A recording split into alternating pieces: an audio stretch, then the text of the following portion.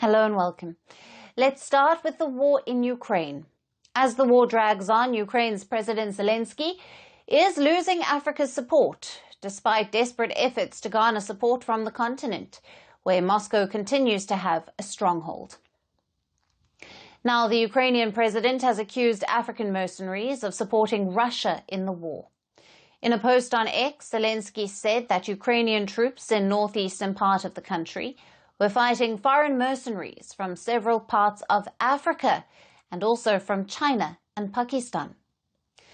Zelensky has previously accused Moscow of recruiting Chinese fighters for its war effort against Ukraine, but Beijing denied these claims. Meanwhile, Russia's close ally, North Korea, has openly vowed unconditional support for Moscow in the war. Pyongyang has provided thousands of its own troops in Russia's Kursk region.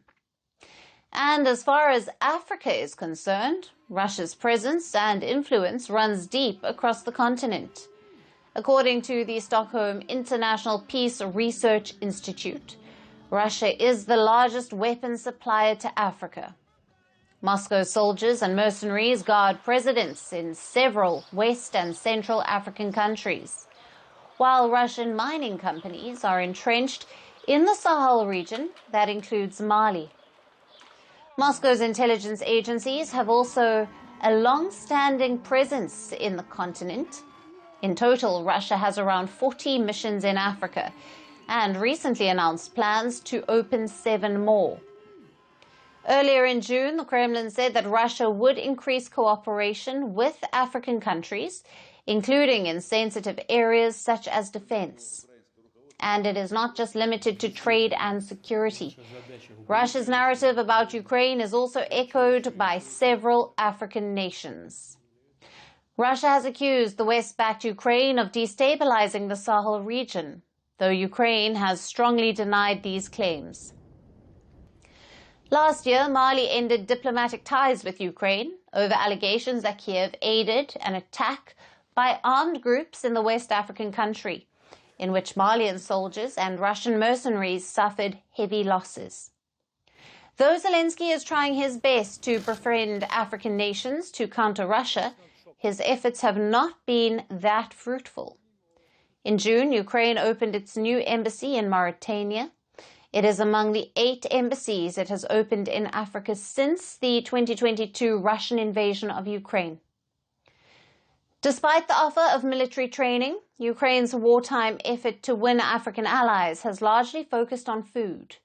And just with food aid and opening of new missions, Kyiv is not likely to match an opponent with deep commercial and security ties in Africa. Now, for more on this, we have with us Ben Aris. He is the editor-in-chief of the BNE Intelli News and a political analyst, joining us live from Berlin, Germany. Welcome to Firstpost Africa. Thanks for having me, Alyson. Now, what evidence, if any, has Ukraine provided to substantiate President Zelensky's claims about the involvement of African mercenaries on the Russian side in the northeastern battles? Well, so far it's been a bit thin, in so much as, with the case of the Koreans, the North Korean troops that were fighting in Kursk, several of them were captured, documents were captured, passports proving their nationality. In the case of the Chinese, I think there was only 2 soldiers that were captured, but again, documentary evidence, passports showing that. The African claims seem to be based on troop reports. The Ukrainian troops in the field are reporting that they've seen and fought against Africans. But there's been no captures, there's been no passports produced so far, so it seems to be anecdotal. And Zelensky's tweeting this. I mean, he's claiming, and I think it's quite clear that the Russians are recruiting in Africa. They're recruiting amongst all their friendly countries at the moment, in order to bolster their troops, because this is a war of attrition. Russia's losing huge numbers of people and is trying to feed the pipe, as it were, to keep fresh troops in the front line if it can. Right, and Ben, what are the possible motivations, be it financial, political, or ideological, for individuals from African countries to join the conflict on behalf of Russia? And how are these mercenaries typically recruited? So that's a good question, in so much as the North Korean troops that were sent were ordered there by the government. It was done at a president-to-president level. However, the recruitment that's going on by the Russian forces in Africa, I think, is being done on the basis of mercenaries. And you have to be aware that Russia, as you mentioned in your report, is deeply invested into Africa. It has excellent relationships with a lot of the countries which it was supporting since Soviet times during their independence fights.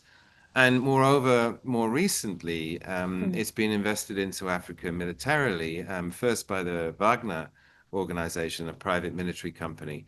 And that was hired by various leaders, governments, dictators, coupists, in order to train their soldiers. In the meantime, since Prigozhin's death, who ran it, it's become a state-run thing, the Africa Corps, which is now directly under the control of the Russian Ministry of Defense, and they continue to recruit.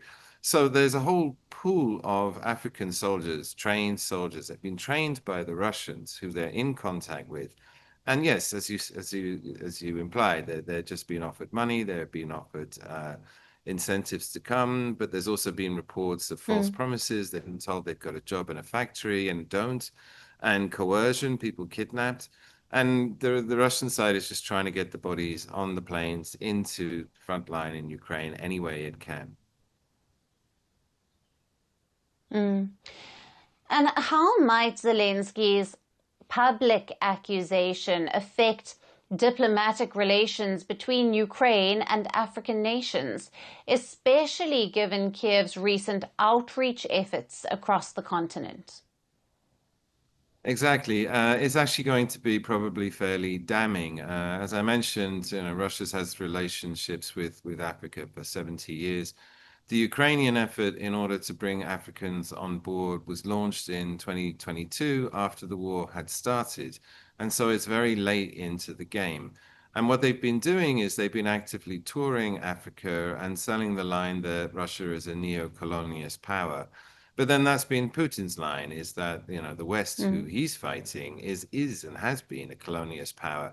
And it plays very well. Russia has a lot of sympathy amongst the Africans who point to the fact that Russia never had any colonies, or the Soviet Union never had any colonies in Africa. Quite the opposite. It was on the opposite side. And Zelensky, the Ukrainians, they don't have the same argument. They have to sell it on a moral basis.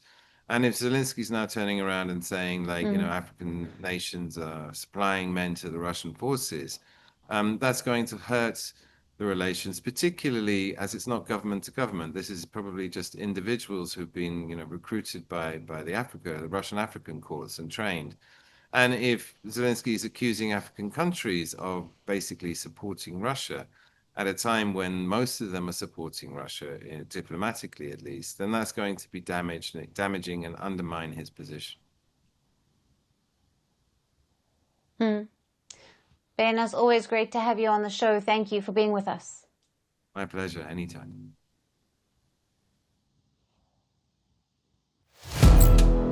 Firstpost now available in 9 languages on YouTube. English, Stands at $36 trillion. French, Le FMI, comme German, Geschäftsführenden Direktor, Hindi, $30 trillion kakaljo. Indonesian, Pemerintah tanpa pemeriksaan. Italian, Kali radikali. Japanese, $4 trilhão mo. Portuguese, Por causa do próprio balanço patrimonial. Spanish. Beautiful bill. Go to Settings, click on Audio Track and select the language of your choice. Be the first to know what's happening around you in your first language. Firstpost.